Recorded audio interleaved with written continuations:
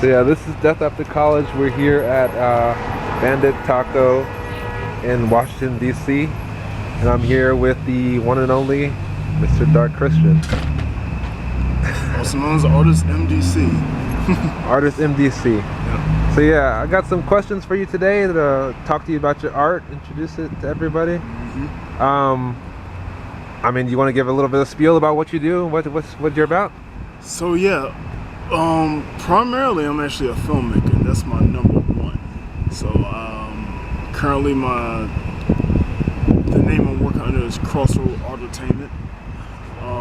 Filmmaker's my number one passion. Been doing it since 2011 was the first time I filmed anything. Actually just got done doing a sequel to one of my shorts and came off as a stunt coordinator and prop master for a feature film called Bundles, which should be coming out soon. We'll see. All right. I'm also obviously a visual artist, painting, drawing. Yeah. Which they can see a lot on your Instagram too. Oh yes. Craft things, make masks and costume. Well, to a point I make costumes. I ain't gonna sound. Some of that jewelry there, any of that handmade? Actually, well, it's funny. None of this I made, but actually these wolf teeth are actually, I put this together last night because both of these necklaces I actually bought on Amazon and they both broke. And I'm like, yeah, we're doing like this vampire werewolf photo shoot today. I need my wolf teeth, so I just kind of just improvised something in the middle of the night. MrDarkchristian here is our resident DC Lycan, and so I guess we wanted to talk about that and, like, you know, how do you express lycanthropy and your experiences of that? I mean, I've talked about vampirism a bit on this channel, but we wanted to get a different take as well. So, not gonna lie, I've kind of toned down over this. But you know, for me, it's more so a relatability than an expression. You know, I mean, as a young kid, I always had another side to me, a really aggressive, you know, primal side to me that I did my best to suppress, which I did do. I didn't get into too many serious fights and conflicts, but it was always that side to me. So, you know, growing up, knowing about the Wolfman and all that, I could always relate to that. You know, this whole other side, a much closer one to nature, especially here in the city, this quote-unquote civilization we're trying to fit into, you know, but deep down you just want to rip off your clothes and rip off someone's throat, probably, you know. Can see it. But, you know, and on top of that, just favorite wolves is my favorite animal. You know, when I was a kid, dogs were my favorite animal, but, you know, dogs come from wolves. You know, it's called man's best friend for a reason. You know, wolves and humans been together for a long time. Mankind has lost their touch with nature.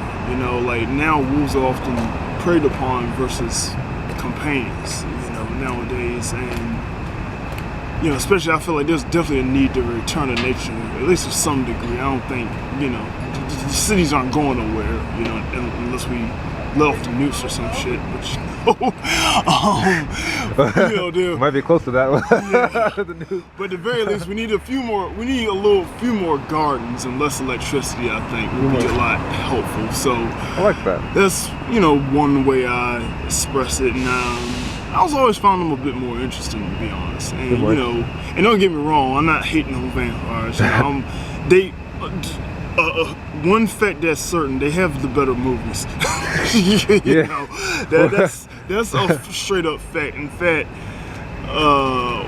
you know, probably like, good lord, a good handful of my top favorite movies of vampires: Ganja and Hess, the original Nosferatu, Let the Right One In, Bram Stoker's Dracula. Good grief, I betrayed my race. But you know, I just always related to it more. I always felt like on one hand, it's awesome that, you know, because it's so unexplored, there's so much room for new interpretations that have never been there. And this is like the perfect era to do it. I've been slowly snail-mailing my own sort of werewolf universe. I actually wrote 2 comics for it years ago. They're not produced, but I do aim to make a series out of it, a TV series out of it eventually. I think there's this comic company I'm friends with the owner, I believe, and he has a werewolf series that takes place in Africa. Yeah, it is really cool. He has a lot of awesome stories. The art is amazing, you know, and he's really set out to really go into Africa a bit more. That is something in particular your work is focused on, like not just the mainstream perception. I mean, because goth is supposed to be non-mainstream, but then there's goth can become mainstream in a way when it gets to be just one idea of it. Yeah. You know, and so Yeah. I've noticed you've captured that a lot in your work. You using different imagery, like you know the tribal masks, you know some elements pulled and drawn from African culture and history. Can you speak to more of that? How, like you know the whole hashtag AfroGoth that we're saying take over now. You know. So definitely. So I started studying ancient Africa. I found out, it surprised me when I found out. The first document about it I ever printed out in I think 2008. And it actually came from an argument. It's funny that we're talking about goth and vampires because it was an argument about Blade actually.